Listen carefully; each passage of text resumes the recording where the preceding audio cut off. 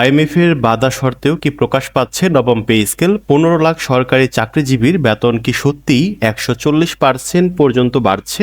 আসল সত্যটা জেনে নিন এই ভিডিওতে। চলুন শুরু করা যাক। সরকারি চাকরিজীবীদের দীর্ঘ প্রতীক্ষার অবসান ঘটিয়ে বহুল প্রত্যাশিত নবম জাতীয় পে স্কেলের প্রজ্ঞাপন দ্রুতই জারি হতে যাচ্ছে।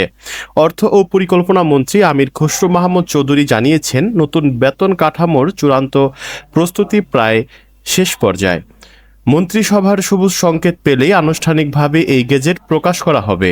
2015 সালে অষ্টম জাতীয় পে স্কেল কার্যকর হওয়ার পর দীর্ঘ সময় ধরে নতুন বেতন কাঠামো আসেনি। পরবর্তীতে 2025 সালে জুলাইয়ে জমা দেওয়া প্রতিবেদনে কর্মচারীদের মূল বেতন 100% থেকে 140% পর্যন্ত বাড়ানোর প্রস্তাব দেওয়া হয়।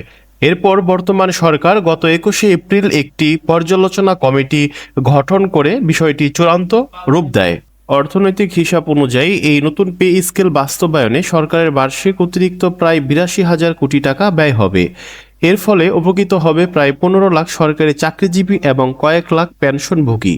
অবশ্য আন্তর্জাতিক মুদ্রা তহবিল আইএমএফ বিদ্যমান আর্থিক চাপের কথা উল্লেখ করে এই সিদ্ধান্তটি 2 বছর পিছিয়ে দেওয়ার পরামর্শ তবে সরকার স্পষ্টভাবে জানিয়ে দিয়েছে, ঋণের শর্তের কারণে কর্মচারীদের ন্যায্য অধিকার আটকে রাখা হবে না।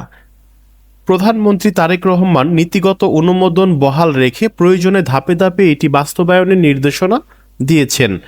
সবকিছু ঠিক থাকলে আগামী কয়েক সপ্তাহের মধ্যে প্রস্তাবটি মন্ত্রিসভায় পেশ করা হবে। বিদ্যমান মূল্যস্ফীতির মাঝে সরকারি কর্মকর্তা কর্মচারীদের অর্থনৈতিক স্বস্তি দিতেই সরকার দ্রুত গেজেট প্রকাশের সর্বাত্মক চেষ্টা চালাচ্ছে।